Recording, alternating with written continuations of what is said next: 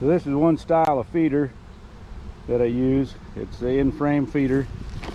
It's got a top and ladders on it that not all of mine do, which makes it easier for the bees to get in and out of it. And so it takes the place of some frames, which is a problem. Less area for the bees to live in, but it puts their feed right in their colony, which makes it a little harder to be robbed. They can protect it and they can get it as they need it. They can get it when the weather's bad. So it's an advantage to have it right inside there for them, versus the open feeder I'll show you in a little bit, that I like to use when the weather's good and they can get out. But this is one of the styles I use. This is another style of feeder. These are 1 gallon pails on this one and that one. And then I've drilled little holes in the top that they can get through and get the feed out. And then you set it over the top of a hole in the lid. I've just started using these this year. In fact, these are the first 2 that I've used. I like them for the fact that they're harder to rob. Even if you have a weaker colony, if robber bees come in to get them, they have to go up there and actually get nectar out of the hole, which is difficult. You know, it takes some time. It's not the same as just dropping into a big open feeder with feed and kind of blending in with everybody. So they can be fought off more, defended a little easier. You also can put the hole in the lid wherever you want to. So if you had a weak colony, then you just had it all over here. You could put the feed right on top of it, or of course move it to the center and put the feed right on top of it. This colony, both of these came from the second cutout that I did. I wasn't sure there were 2 sections of the hive, so I had split it in half, and I had so many blasted bees anyway. This one ended up with the queen in it, and it was in a box with complete empty frames, drawn comb but empty. And I put that 1 gallon bucket on them and they drained it in a day. And I put the next one on it and they've been slowly bringing it down. This colony had the brood and some food in it because it was alongside of the brood, and they didn't take it down near as fast. So it's interesting how quick they can get it out of there when they want to or need to. So that's the bucket style.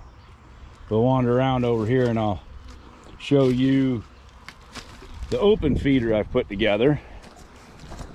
What I like about the open feeder is the bees have to go out and do something. They don't just hang out inside and get something to eat, which cannot seem the same to them as when the workers bring it into the entrance and the house bees take it and put it away.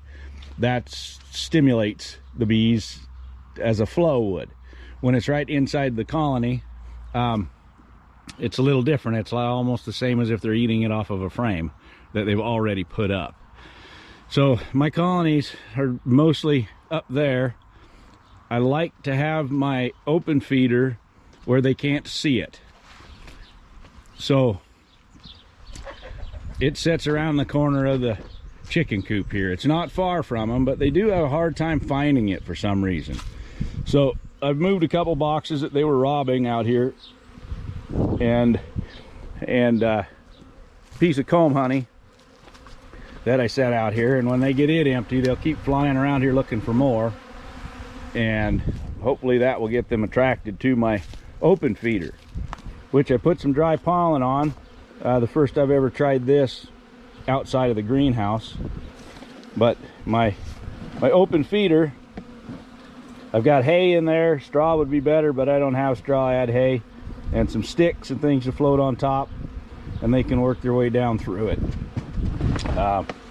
Yeah, it will attract yellow jackets and hornets and everything else, but the other thought is, if the yellow jackets are coming here and getting something to eat, they're not bothering my hives and trying to steal stuff out of them. I've always had a thought about setting up the entrance to where I could turn it into a trap, because the yellow jackets will work in a lot cooler temperature than the honeybees. So in the morning, before the honeybees are out here, the yellow jackets are coming back to it anyway, or already. So if I was able to come out here at night, set it to trap mode, get out here a couple hours after daylight and remove those yellow jackets and set it back, I could also use it as a yellow jacket trap. I played around last year with the right size holes that yellow jackets could get into and honeybees couldn't, and there is one.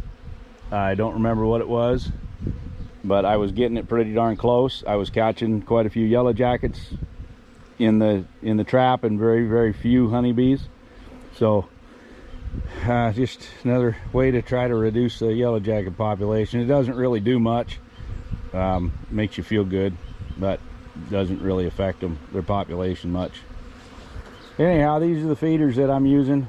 I don't care for the feeders that sit on the front. I tried those the first year. Was nice because you could watch it go down, but it also seemed to attract a lot more robbing.